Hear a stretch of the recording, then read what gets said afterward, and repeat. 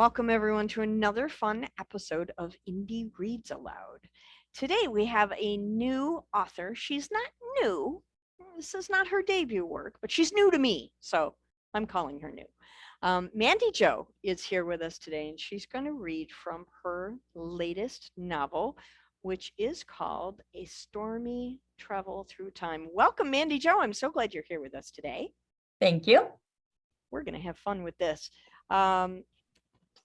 Mandy has been training herself and others to walk distances of 5K to a marathon for over a dozen years. To make her first book, Adventures in Walking from the Couch to 5K, different from all the other training manuals, Mandy Jo fictionalized her story, thus making it an inspirational story that includes a training manual, recipes, exercises, and more. That was her debut book. That's an amazing debut right there, Mandy Jo. Congratulations. She also writes in fantasy, mystery, and time travel genres, which is what she's going to share with us today. A stormy travel through time. Heinrich and Gustav are two travelers headed for America. They board their ship, but have no idea what their adventure will actually be. Who will they meet along the way? Do they get back to their ship? And do they make it to America?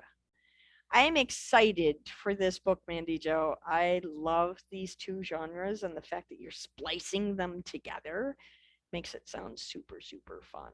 Thanks for being here today. Thank you for having me. We're going to have fun. Mandy Jo's going to read chapter 1 today for us.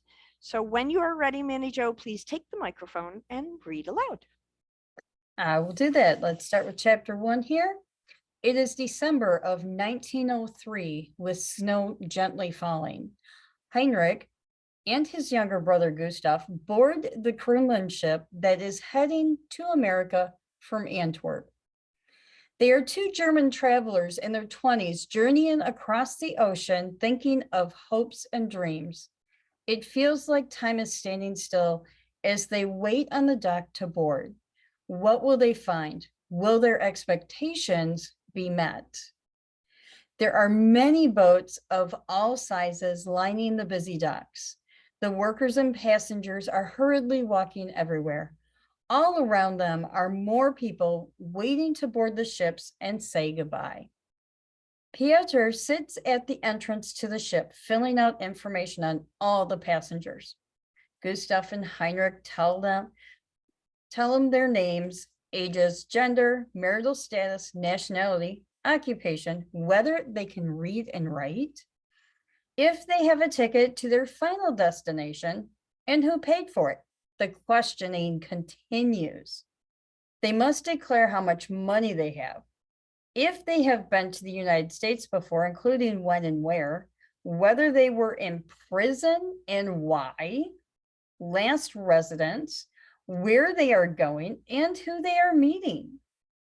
Finally, they have to state whether they are anarchists, their mental and physical condition, and if they have deformities or are crippled.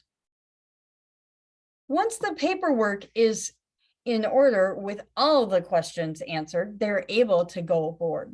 The travelers walk around the ship. First, they find their room and put all their bags down. They sit on the beds. Heinrich looks at Gustav. I cannot believe we are on our way to America. This is going to be a fresh start. I have heard that there are opportunities for a man to do whatever he wants to. There is an abundance of jobs. Carl is a miner, and he said that he can get us both hired if we are interested. There's a knock on the door, and the deep male voice says, "We leave in a few hours. Everyone is expected on deck to wave goodbye to the people on the dock." Okay, they both reply back.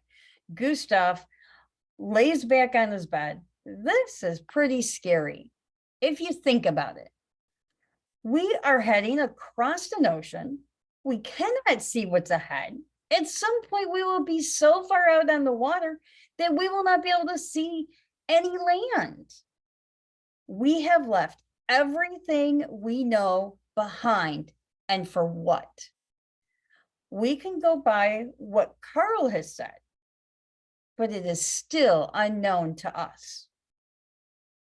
Getting kind of philosophical there, are we? Heinrich chuckles. Yeah, it just has me thinking. I've never been this far from home, nor have I been out on the ocean before. I am excited and scared. I get it. I'm just teasing you. Let's go walk around. We'll have plenty of time to be in our room when we're out in the middle of the ocean with nothing to see. They enjoy a walk on the deck where they feel the sun on their faces while smelling the fresh ocean air. Around the corner, they come upon the band that is playing. There's a clarinet player, a French horn, a couple of trombones, a snare drummer, a bass drummer, a mini tuba, and 4 trumpet players. They're playing Heidelberg. I love that we get music on board here. This will make the trip much more enjoyable, Heinrich says. Gustav suggests, hey, let's go sit in the lounge for a few minutes. We have a couple hours until we set sail. Great idea. I hear they have some leather armless chairs that are quite comfortable. Plus, we can get a drink. Upon walking into the lounge, they find a player sitting at a grand piano.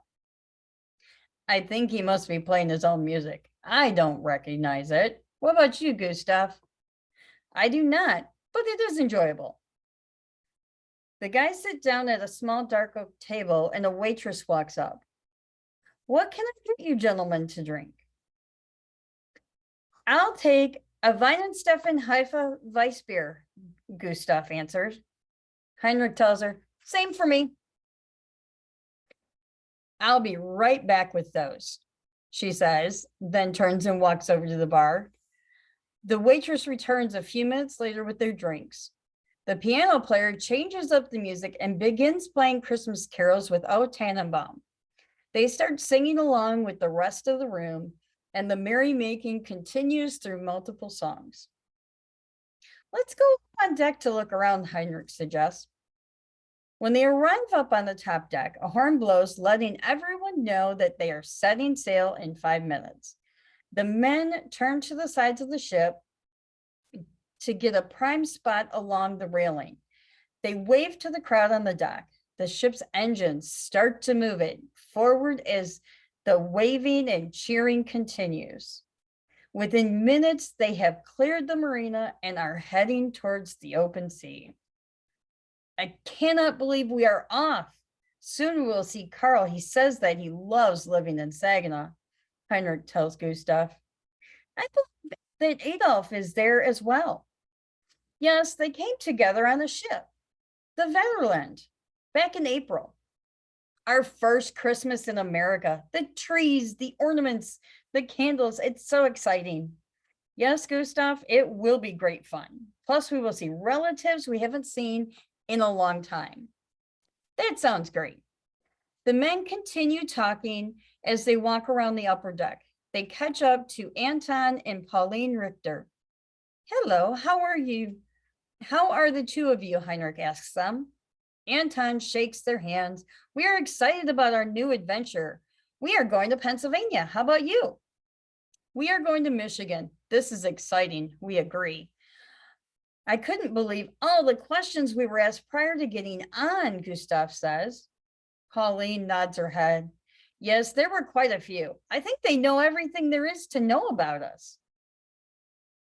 Plus, they wrote it all down. They are going to get cramped hands doing all of that for all these passengers, Heinrich laughs. Anton replies, that's going to be a ton of paper and ink. I wonder if someone will create an easier way of recording all the necessary information. Like what? Heinrich questions him with a bewildered look on his face. Oh, I have no idea, but I'd love to know. The group makes their way to the bistro. Summer greets them. Willkommen bei Biergarten. Irvir? Ja, danke schön, Heinrich answers.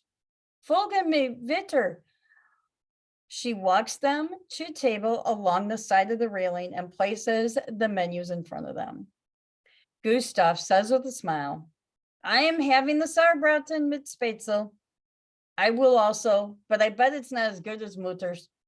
Heinrich adds, this is true, Gustav agrees, and they all nod. Irene walks up to the table. May I take your order? I will have the Kartoffelkäse, Pauline orders. Anton says, I'll take the Schweinfleisch und Rotkohl. I'll have the Wurstlinsensuppe, Heinrich tells her. Finally, Gustav answers, I'll have the Sauerbraten mit Spätzle. Danke, I will be back with those shortly. Gustav looks at Heinrich. I thought you were having the same thing as me. Changed my mind. He grins at him. They all laugh. This is great to be on our way. How long does it take to get to America? Pauline, it will take about 10 days if the weather's good. It should be longer if it gets too rough. I am hoping for some smooth sailing. The group gets quiet as they enjoy the gentle breeze coming in off the ocean. Minutes later, Irene returns with their orders. I hope you all enjoy your meals. The travelers sit quietly at the table while they focus on eating their dinner. After a while, Gustav breaks the silence. This was great. It tasted just like home. I agree, Anton responds. Within moments, their plates are all empty and Irene stops by to pick them up. How about we go for a walk along the deck and look back at the land while we can still see it, Pauline asks. The men all nod in agreement as they get up and leave the bistro. Their walk takes them along the railing. Looking out at the ocean, Gustav says, Heinrich, check out those clouds. It's getting dark ahead. Should we go inside? Anton says, Pauline and I are going inside. They head for the nearest door. Let's stay here and watch the clouds come in. The clouds go from a light gray to a dark black color as they are tumbling in faster and faster. There are streaks of lightning and crashes of thunder. The waves are getting higher and higher on the ship. Heinrich looks at Gustav and says, wow, these waves are getting big. I'm sure we will be getting wet very soon. Yeah, maybe we should go inside, he replies while looking around, seeing the other men heading for cover. Let's stay outside for a bit longer. The adventure. So if we get a bit wet. The ship moves closer to the dark clouds. The lightning is appearing more frequent along the thunder following each streak. As Heinrich looks around the deck of the boat, he's seen everyone has taken cover. They are alone. Okay, let's go inside, he says to Gustav. A wave comes up and gets the deck wet, missing them by inches. They change their walking to running. Lightning is striking all around the ship. When the entire sky lights up, blinding them, a loud thunder cracks, deafening them, and the next moment, everything goes dark and silent. And that's the end of chapter 1. Thank you so much. Now I'm really intrigued to see what happens next. This is going to be a lot of fun. What was the hardest part of writing this book for you? I would say getting the German right. Okay. Because I wanted to, because they are German travelers, I wanted to infuse some of their language, but not so much that someone needs a translator with it. Right. But just more to add accent to it and just to add a little bit of extra layer to the characters. Yeah.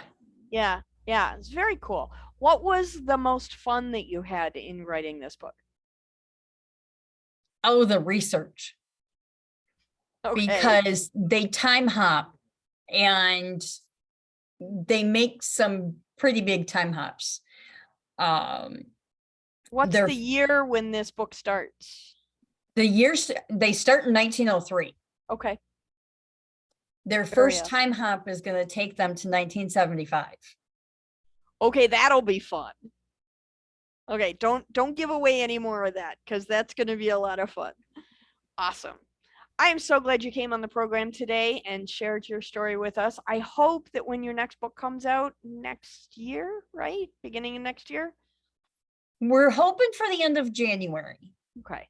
So I hope you'll come back on the program and read from your next book at the end of January. I will do that. Excellent. Thank you, Mandy Jo. Have an awesome day. Thanks.